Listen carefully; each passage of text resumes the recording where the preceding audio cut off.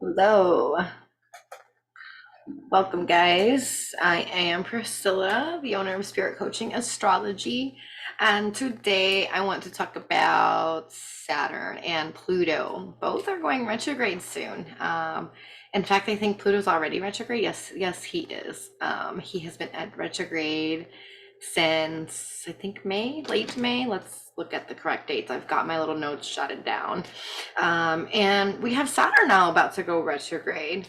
So what does that mean for everybody, right? These two malefic planets that everybody's scared of because they seem to be so powerful, and when they show up in transits, they just shake up your life, right? Well, um, it's a little bit deeper than that. They're not all bad. I think as humans, we tend to gravitate towards the feeling good and the good things in life. So whenever adversity, whenever we have curveballs thrown into our lives, it can be really hard for us as a person, as a human, and as a emotional being to handle, accept, or even understand why we are going through what we're going through, and in any given time. So I know we also have Venus about to go retrograde too. So in a little bit of time, we're going to have Saturn, Pluto, and Venus in retrogression. Retrogression. I can't even say that word right. In retrograde. And we're going to feel it. And while Venus is retrograde, while Pluto is retrograde, while Saturn's retrograde, we're going to also have a shift in nodes with right after that, I believe in September, Mercury going retrograde. So we've got some crazy energy, intense energy coming in the cosmos for the collective. And it's not really crazy. It's going to be more so like, what's the word I'm looking for? Revamping or going back over familiar grounds, and slowing down in these areas of life that are going to be activated for people. And this is all according to your time of birth, where you landed on Earth, your location, your birth city, or state, or country, whatever the case, and your birthday, because the planets are constantly transiting. And this is what I like to try to explain to people, that are trying to get into astrology. Like, because a lot of people ask me, well, what is transits? And I'm like, well, you have your birth planets that are stationed. They're stationary. They stay there when you're born. Like, this is where they were. Took that first breath. This is your signature. I call it your soul print, just like a thumbprint. Those are, they don't change, but they evolve. And this is what we call a progress chart. That's more advanced. And so I don't touch that until, someone is more evolved when I'm speaking about astrology. However, I don't teach yet. So my goal is to start teaching, and this is kind of where this video is coming from. And because I want people to start to utilize these frequencies, because they're here for everybody. They're constantly forming. We act out the frequencies. We are those frequencies. And as above, so below. So like we dictate that dictates us, and it's very much in sync. It goes together. This is kind of where religion gets a little, limited, because it has taught us nothing. It has taught us to shut down a lot of these frequencies and these understandings in order to stagnate us as a species and as a human. Now, whether you believe that's just the rich elites, people, or aliens, or demons that are doing it, or whatever high egotistical being or species is controlling that narrative, it has done a number on society. Do I think it's been hijacked? Not necessarily. I think that they're just doing their job for that era that we were in, when we were in the Pisces era. And that was 2,000 years of 2,600 years of that era. And Pisces was the mantra of I believe, versus the age that we are in now. Aquarius is the mantra of I know. So when we're dealing with belief, I saw someone make a video of it, and I would reference him, but I cannot think of his name off the top of my head right now. I posted it on my Facebook, but made a video talking about belief in the Pisces era, and he talked about how where there's belief there is doubt. So we have humans that go back and forth. We as people, we go back and forth through belief, through doubt, belief, through doubt. And that was something that was very real in the 2600 Pisces era. However, we are now in the era of Aqua, and in that era we're dealing more so with like I know. There is no doubt, there is no having to believe, I know. And so this is what humanity as a collective is having to move towards, is that embodiment of the I know, instead of just going back and forth with beliefs. But everybody's growing at their own pace, and depending on when you were born, what time, what frequency, and your energetic makeup, it could be now, later, next life. Not everybody's meant to wake up in this lifetime, I believe personally, because everybody's at different playing fields. Everybody has different lifetimes and timelines, and different lessons that they have to experience. People have different stories. So this is where we have to learn how to accept people for who they are, which is a little difficult for a lot of us, especially if we're indoctrinated into so much hatred and division. So anyways, let's get talking about Saturn. I really should start showing pictures and stuff. I have images, so let me go ahead and download all of those, and I'll be back and we can add that to this video here.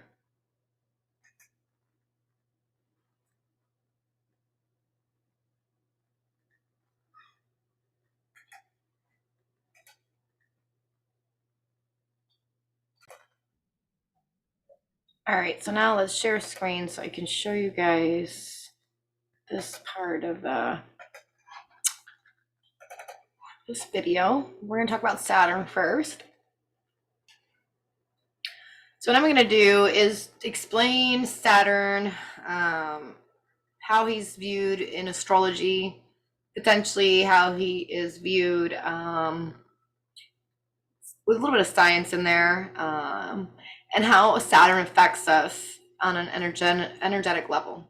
Okay. Astrology is the study of light. And as we know, light is sound, and sound is also sight. So this is I like to say, the language of God. And this is how God, or consciousness, or the collective luminaries and the evolved beings, if there are other beings, which I believe there are, communicate with us, okay, through the study of astrology, or through the language of astrology. And we, through the study of astrology, learn to interpret what the universe and the cosmos is saying around us. So let's go ahead and share screen. I want to make my Saturn bigger, so give me a second before I share the screen, because this Saturn is so itty bitty. I'm like, how are any of you gonna even? All right, there we go. Make Saturn big. Okay, so what is Saturn? So here is Saturn. This is what Saturn looks like. Okay, let's minimize it a little bit. He's all blurry here. Saturn is father time in astrology. Saturn is a cold planet. It is one of the first, you can say, outer planets. So we have personal planets, and then we have outer planets, and Saturn would be the one that would start that.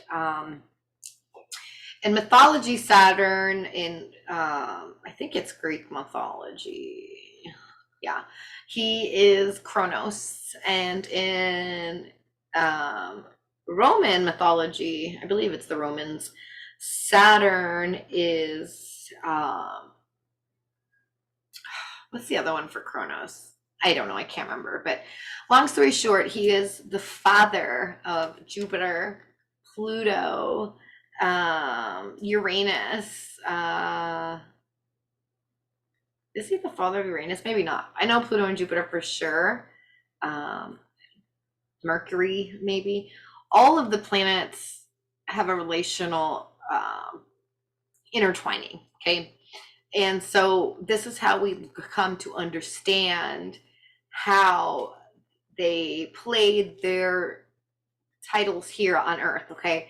Because Father Time would represent an elder, an authority in our matter world. And Saturn rules over matter. It rules over the physical things of the earth because it is a matter based planet. Um, it's all about concrete, it's all about structure. Saturn comes to lay the law, lay the smackdown, and Saturn rules over karma. So when we have our Saturn returns, or when Saturn gets activated in someone's chart, this is where we can feel the limitation, feel the restriction, feel the heaviness of Saturn, because Saturn is pressure. Because Saturn wants to refine. It wants to, Saturn rules Capricorn. In traditional astrology, it rules Aquarius. So it wants to be serious. It wants to be structured. It wants to be wise, and it wants to work towards attaining more material gratification. But it wants to do so in a very classy, systematic way. However, Saturn has a dark side, and so Saturn can lose that sense of classy and become more so dogmatic and controlling. It can be, it can feel heavy in a sense where, it's Father Time. It rules over humanity's time, and since we are matter-based beings, it rules over our time on Earth. Saturn in death astrology is always visible in some form or fashion when a native passes away. And this is something that I'm learning from being in a death astrology group. But Saturn is also rewarding. It doesn't reward the way Jupiter does, because Jupiter's like Santa Claus. It just gifts for any reason. It wants to expand, it's abundant, it wants to grow. That is the primal purpose of Jupiter. And being the son of Saturn, and Saturn's the father of Jupiter. Saturn's the opposite. Saturn, in Greek mythology, Saturn was trying to eat his children, Kronos, which was Jupiter, Pluto, Demeter. That's who it is. That some of the asteroids are also like Vesta. Those are females. Those are the sisters. The boys are Neptune, Pluto, and Jupiter. So it was Neptune actually that was a sibling, not Uranus. So I'll scratch that in the beginning of this video. But so Saturn really does deal with eating his children and spitting them out, chewing them out. But it's more allegorical. So it's not, it can in this earth be a very, like for instance, there's no shade to people that have Capricorn in the 5th house, but Capricorn in the 5th house or Saturn in the 5th house, especially in Capricorn, can be a very strict limiting parent that does not allow their child to grow, which is Jupiter, because of its dogmatic views on how things should be. And that can limit, a child-parent relationship, because the children want to explore. They are Gemini frequency, they are Mercury. They're curious, and so Saturn looks at it like curiosity killed the cat. And even though Saturn has a lot of wisdom to teach around that, which is why we really don't gain that sense of wisdom till 30 years old. And fun fact, we don't have our frontal lobe start activating until 25 to 30. And that's when Saturn starts to be felt, around 25, until it reaches its Saturn return point at 29.5, give or take. That's dependent on someone's chart, but that's when we gain that sense of urgency. Like, I gotta grow up, I gotta mature, I gotta stop this crap. Like, I need to find some ground under my feet. And that's what Saturn deals with, because it rules Capricorn in traditional astrology and modern astrology. And Saturn being and Capricorn being an earth sign, it wants to ground things and it wants to make them stable. That's why we have these rings around the energy of Saturn, because it's limiting and restricting the force of Saturn. If we didn't have these rings, which is boundaries, Saturn would ultimately kill everybody it wouldn't be us or animals. Like, everything would be gone because of how potent. Now we're talking astronomy and how the planet's energy works. and it is powerful. So there is rings here around it containing and restricting the energy, so that it just gives a little bit of energy to humanity, to the people on Earth that Saturn governs over. And so it teaches a sense of boundaries with these rings. So that's why there's boundaries around it, because otherwise it would chew and eat up and spit out our children, which we are its children. So we don't want that, right? Um, so that's why a lot of people are scared of Saturn, because Saturn is very, very much karmic, and you feel Saturn. So if you do shit wrong, this is where Saturn comes to bring the smack down. And Saturn in astrology also represents like authorities. So it can represent the law at times. It can represent like political figures. It can represent uh, high political or leaders and high authority figures in high seen places. We can look at Saturn energy, Capricorn energy as like big companies, big CEOs, anything kind of like that. And in a family dynamic, it would be the grandfather, the grandmother, the matriarch. I look at it more so as the matriarch of the family, because it is a feminine frequency. But that is debatable depending on what form of astrology you follow. But nonetheless, they're all needed. They all have a sense of validity, and that's what I like about spirituality and astrology and all the things that we learn, especially like all the occult stuff, like numerology, human design, cardiology, astrology, tarot. All of them go together. They all like fit beautifully. They have this sense of synastry, or what's the word I'm looking for? I can't say the word, but they have a sense of unity where they all kind of just energetically roll together nicely, in comparison to religion, how they kind of cause a sense of division between whatever religion you are dealing with. There's always this like, my religion's right, yours isn't right. But astrology and all the arts to find that sense of inner understanding and spirituality don't do that. They kind of intertwine everything if you have the correct spiritual eye to see it. And I personally, and I think a lot of the old wise sages, the Vedics, and a lot of people that did our ancestors did understand that this was very important, that rite of passage dealing with Saturn. So we have a lot of people today that don't understand this in this modern world that deal with astrology, where we're having people, tap into these arts really early, because of this awakening that we're having in this Uranus age that we're in. And that's what Uranus do, Aquarius. It's the traditional ruler of Aquarius was Saturn. And that's when we're looking at fixed, rigid energy of Aquarius, where it can be a very limited type of Aquarius person or energy. And then you have the other side of Aquarius energy, where it's Uranus. It is so unshakably uncomfortable, because it shakes up the old Saturn element of thinking and ways of thinking in order to open up the progression in evolution, because Uranus is an evolutionary sign or planet that now rules Uranus, and so now rules Aquarius, excuse me, and it's now waking up the people. So Aquarius is the masses, it's the people, it's the collective community, in the 11th house in astrology. So it rules over us as a collective.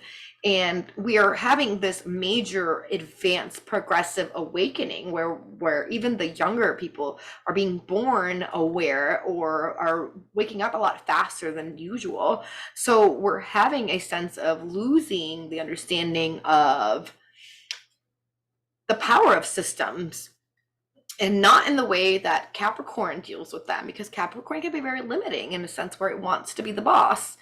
And so that's what we see with the companies and these corporations and these systems, and how these systematic things like healthcare, the education system, the law system, even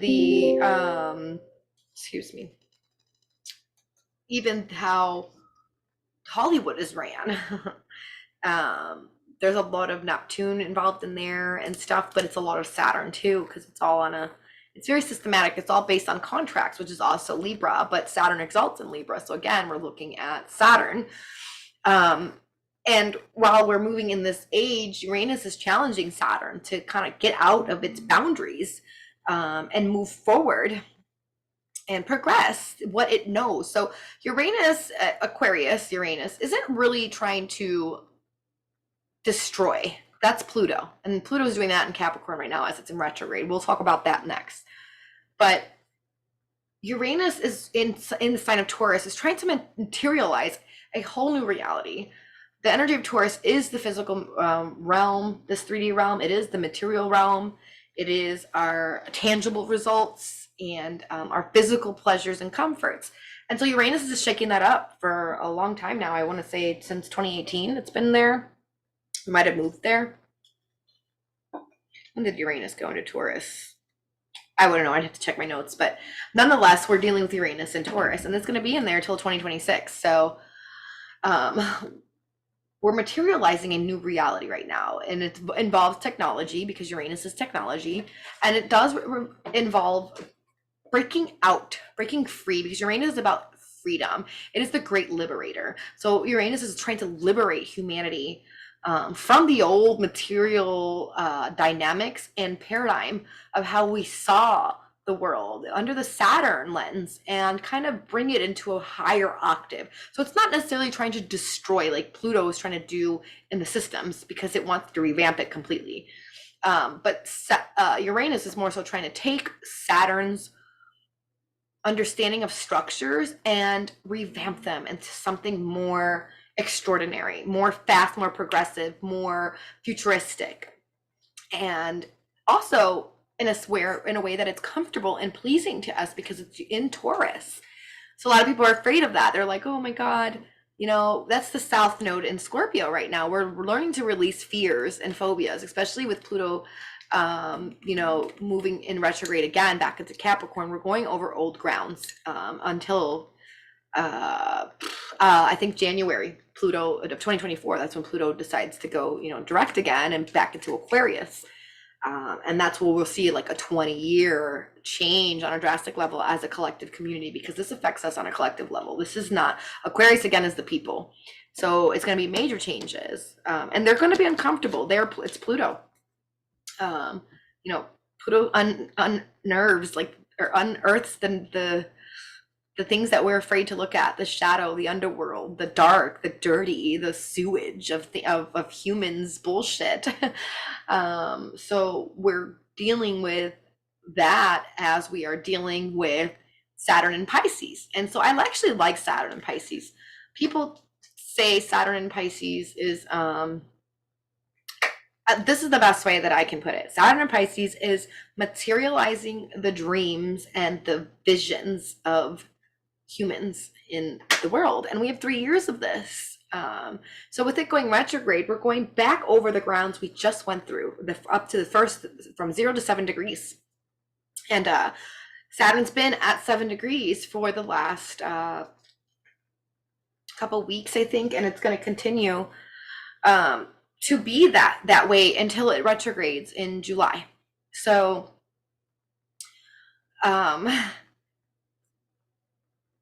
7 is a God number. So 7 is naturally ruled by Neptune, which is funny to see Saturn at that degree and staying there while Neptune is the ruler of Pisces, while Saturn is in the sign of Pisces, because it's like it's going through this karmic rebalancing of Neptunian themes.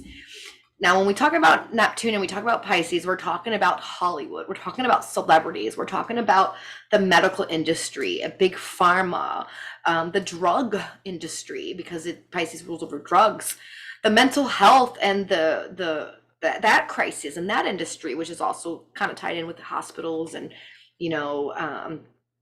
the V word. I can't say it because this will be uploaded to YouTube and I don't want to be flagged. But so there's a lot of godly exposure, especially with Pluto going back into Capricorn, because now we're exposing systems.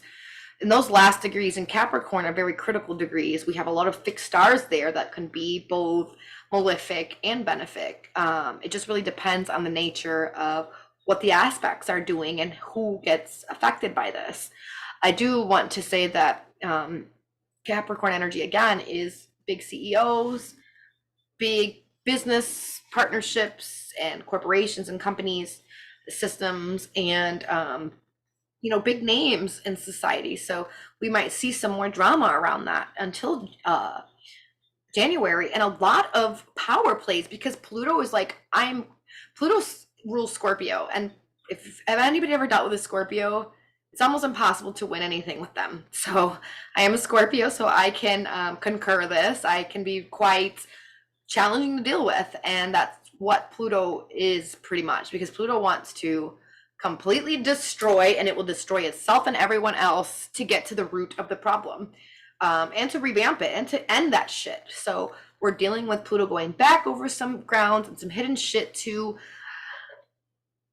have these people in power let go of this control. But we're going to see those dynamics last until January of 2024. So there's a lot of major power plays happening behind the scenes that I feel like are going to come into the light, because with the ruler of Capricorn, Saturn, in Pisces, it's like materializing what was deceptive. Because Neptune and Pisces deal with deceptive things. They deal with lying, but in a deceptive way. And because Gemini rules over lying, Mercury. However, that's more banter, that's more tricking people, while Pisces is a more deceptive, sneaky type of lying. It's more so, both can be malicious. One can just be out of trying to trick people, which is Gemini, and or just having a hard time with picking sides, versus Pisces is also sides because it's the fish going up and down. But it is deceiving. It is also veiling something, so covering things up, and Pluto likes to uncover. So we're going to probably get on display in the media, because since Pisces and Neptune is media energy, a big display of these things out in the open. So that's definitely something to be aware of.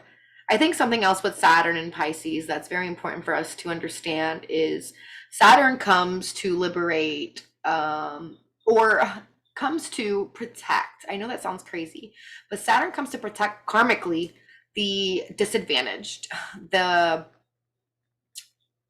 maimed, the physically and mentally ill. Saturn has an affinity with those people. And so we're going to see a lot of changes around the energy of homelessness.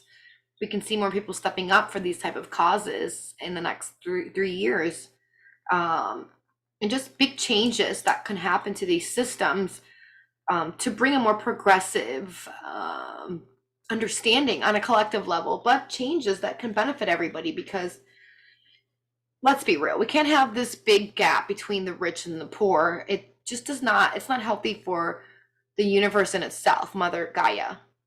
There needs to be a balance of everything, because there's enough for everyone to go, everything, there's enough resources, there's enough of everything to go around, regardless of the fear mongering on the news or the media, where they're talking about, oh, money this, money that. We as a people on a soul level are starting to understand the power of fear and programming, and we're starting to understand that money and desires are used a lot against us, especially with monotonous type of systems. We got to slave work 9 to 5 till you're 60 just to have 10 years of retirement and croak.